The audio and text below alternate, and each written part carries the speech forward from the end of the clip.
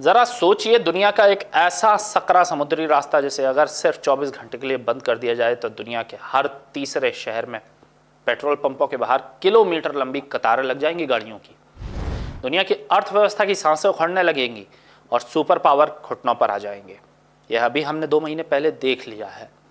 इतिहास गवाह है कि जब जब किसी देश ने दुनिया के ऐसे चोक पॉइंट्स यानी सकरे समुद्री रास्तों पर कब्जा जमाने का जबरन टैक्स वसूलने की कोशिश की है, तब तब दुनिया थर्ड वर्ल्ड वॉर की दहलीज पर जा खड़ी हुई है।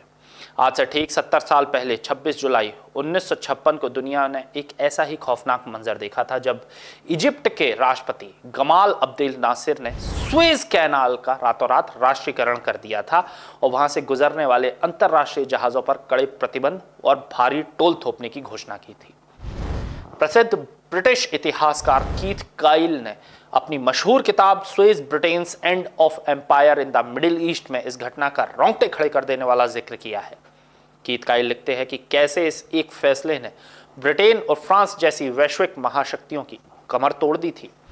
सुएज संकट ने न केवल पूरी दुनिया की सप्लाई चेन को ठप किया था, बल्कि समुद्री व्यापार में ट्रांजिट टेंशंस और टोल की उस जियोपॉलिटिक्स जंग को जन्म दिया था जिसने अंतरराष्ट्रीय कूटनीति का नक्शा बदल कर रख दिया।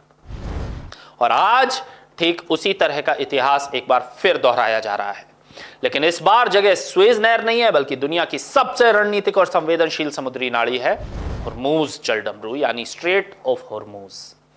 तेहरान के मस्कट के राजनयिक गलियारों से एक ऐसी खबर आई है जिसने वॉशिंगटन से लेकर नई दिल्ली तक की नीति निर्माताओं को चौंका दिया है। ईरान और ओमान के बीच हॉर्मूज जलडमरू को फिर से खोलने के लिए एक ऐतिहासिक डील की पटकथा तैयार हो चुकी है। और इस डील का सबसे बड़ा हाईलाइट क्या है? इस नए प्रस्ताव में हॉर्मूज से गुजरने वाले कमर्शियल जहाजों से 1 रुपया भी ट्रांजिट फीस या टोल टैक्स नहीं लिया जाएगा।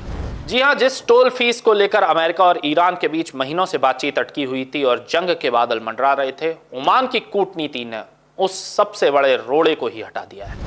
अब समझिए उस डील की ज्योमेट्री और रूट प्लान क्या है। प्रस्ताव के मुताबिक फारस की खाड़ी यानी पर्शियन गल्फ में दाखिल होने के लिए जहाज ईरान के नियंत्रण वाले समुद्री क्षेत्र को इस्तेमाल करेंगे, जबकि खाड़ी से बाहर एग्जिट निकलने के लिए ओमान के नियंत्रण वाले समुद्री मार्ग का उपयोग करेंगे। यानी 1 way entry via Iran and 1 way exit via Oman. Bharat के लिए कितनी बड़ी खबर है दोस्तों। भारत जैसे देश के लिए खबर किसी लाइफलाइन से कम तो नहीं दिखती। युद्ध शुरू होने से पहले तक दुनिया का लगभग 20% कच्चा तेल और एलएनजी इसी हॉर्मूज स्ट्रेट से होकर गुजरता था।